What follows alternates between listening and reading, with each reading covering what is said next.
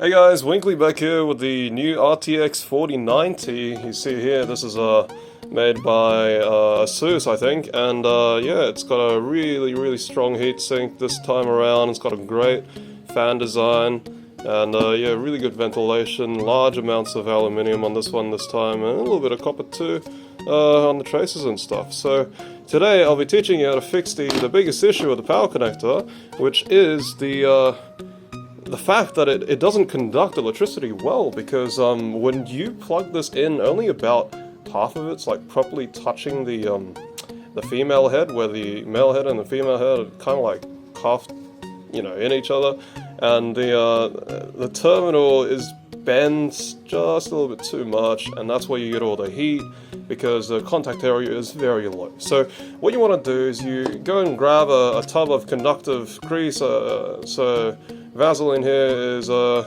little bit non-conductive, but if you put a bit of additives, which I have over here, you can just dunk your connector into there. Make sure to spread it out and clean out the top so that there's no extra conductive grease on the flat surface. That way you don't get any shorts in between, which is even worse. So yeah, get a bit of conductive grease into each of these pins here. This is the brand new ATX 3.0 connection, and I've got the ATX 3.0 adapter kit for my Thermaltake power supply. This one's from 2008 and it's 1500 watts, so it's plenty to drive this RTX 4090 here. So the idea is you plug this into here and get all this ready. PCIe 5, ASUS, I think this one's a Z790M, and I'm running a i9 12900K, this was, yeah. But yeah, so you take this connector, once this is all lubed up with the conductive terminal grease, not dielectric. If you put dielectric, it will prevent corrosion, but that's not really the problem. The problem is the contact is insufficient and generating heat at the point of connection. So you want to take this and you want to plug this into the card, pretty much just like so, and then we'll continue this once I get it all secured up properly. So we've gone ahead and put on the Winkley Gaming Special, the anti-bend technique. So we've got the connector secured onto the 4090, and we've got the Wi-Fi connected. Everything's ready to go. Let's just find a power cord and hope this thing doesn't all explode, because I know that the RTX has a transient of about 1000 watts, which draws straight through this tiny cable here. It's not too crazy, but it should survive. So it's only going to be tested for a couple of minutes. But then again, I'll be surprised if your 4090 lasts a couple of seconds without this stuff in there. Alright, let's boot it up. Okay, and we got the new Samsung Evo, Samsung Pro 980 actually, and that's all hooked up with 2 terabytes of space there. New G-Skill DDR5 RAM, clocked at 7800 megahertz, CL35, but yeah, it's pretty good. It's pretty good.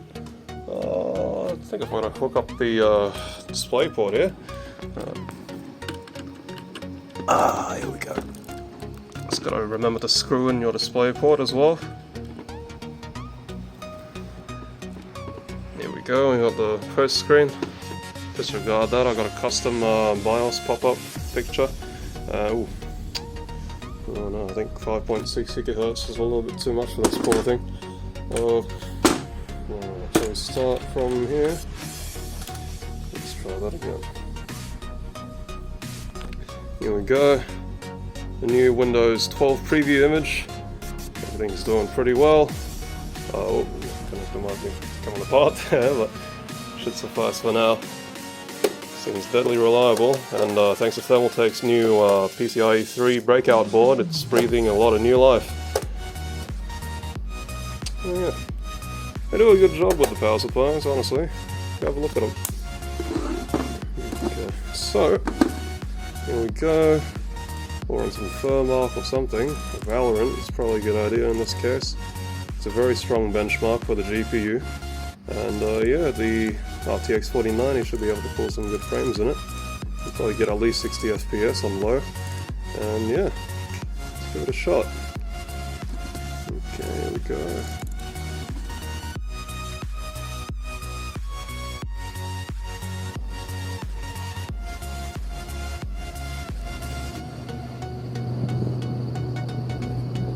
completely silent. An awesome build. There's Asus for sponsoring this video as well. It's an awesome kit. I think they fixed the reverse capacitor problem as well, because this one hasn't blown up yet. But yeah, the last one I had did kind of blow up, but that's alright. We'll let it slide. Okay, here we go. We're booting into Rito Games here. There's a new sequel to Counter-Strike, I think it was. All the kids play it nowadays. Not really sure what it is. I think it's like a cross between CSGO and StarCraft 4. Something like that. Anyways, let's go into the deathmatch and see how many frames we get.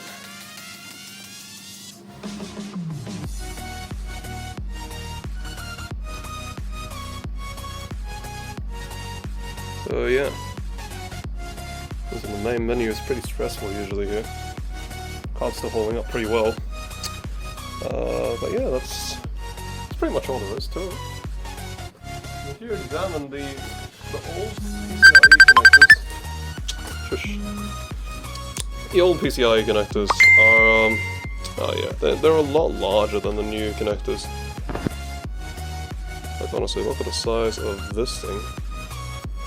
If this thing would actually focus compared to the size of that. You tell me which one's larger. A whole single connector. Two of these is basically one of these 16 pins. So there we go. Some really good frames, getting 110 FPS staring at the wall. It's really not bad for a RTX 4090 running on this kind of janky setup. Yeah, not bad. And there you go. That's all there is to it. Hopefully this thing doesn't really catch fire and burn, but anyways, this is all there is to it. Take care, and yeah, drop a like or I'll drop your 4090 pre-order, so take care.